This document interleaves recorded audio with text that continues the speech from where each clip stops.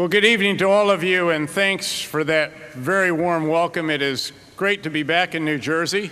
I was back in Washington for congressional testimony, and the Command Sergeant Major of Multinational Force Iraq, Marvin Hill, and I went to see our wounded warriors at Walter Reed, as we typically did while back in our nation's capital. As we neared the end of our visit, our escort stopped me for a moment and explained that the next individual we were going to see, Lieutenant Brennan, had been very seriously wounded in Afghanistan. He'd lost both legs, he'd had an arm seriously injured, and he had sustained traumatic brain injury and significant internal damage as well. In fact, our escort noted the lieutenant had been completely unresponsive to any stimulus since he'd arrived a week or so earlier. His was a very tough case, she warned us, and we would not even be able to enter his room as there were concerns about infection too. Oh, beautiful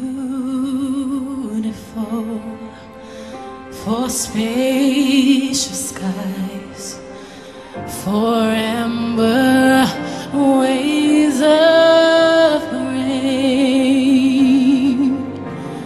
for purple mountain majesties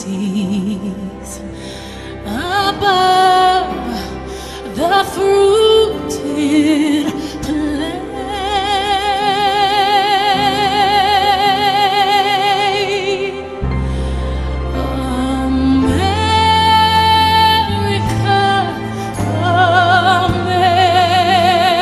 America, God shed His grace on thee and crown thy good with brotherhood from sea to shining sea.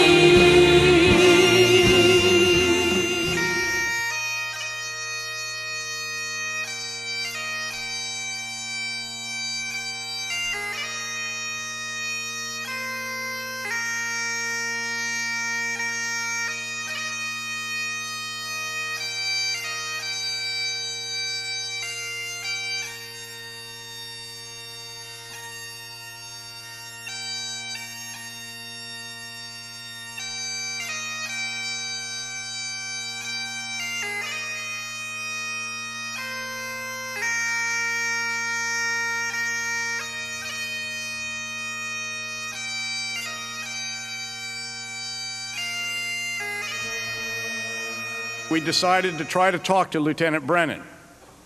Air assault, Lieutenant, I said in a loud voice at the door of his room. We're proud of you, big guy. Thanks for all you've been through, and thanks for the leadership you provided to our troopers. Hey, sir, Sergeant Major Hill chimed in. Stay tough. Your men need you back. Keep fighting. There was no response whatsoever.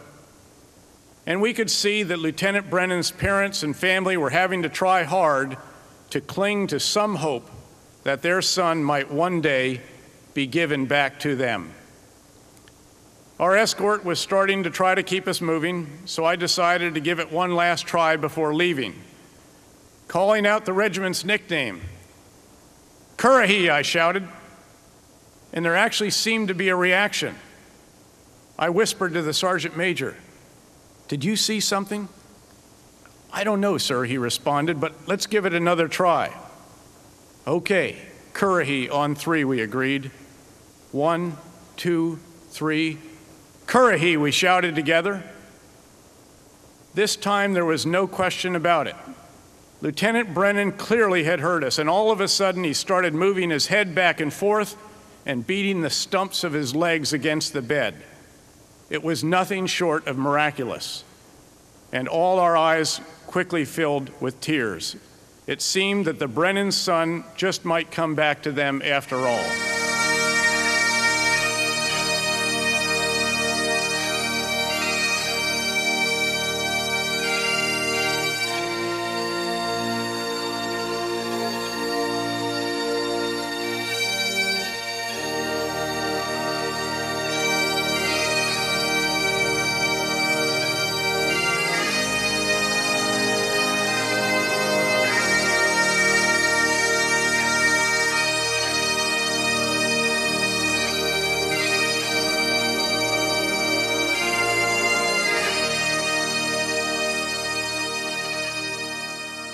I want to hear you shout, Currahee.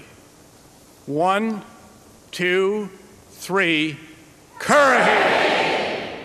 Ladies and gentlemen, the next inductee into the New Jersey Hall of Fame, it's 2009 Unsung Hero, U.S. Army First Lieutenant Brian Brennan.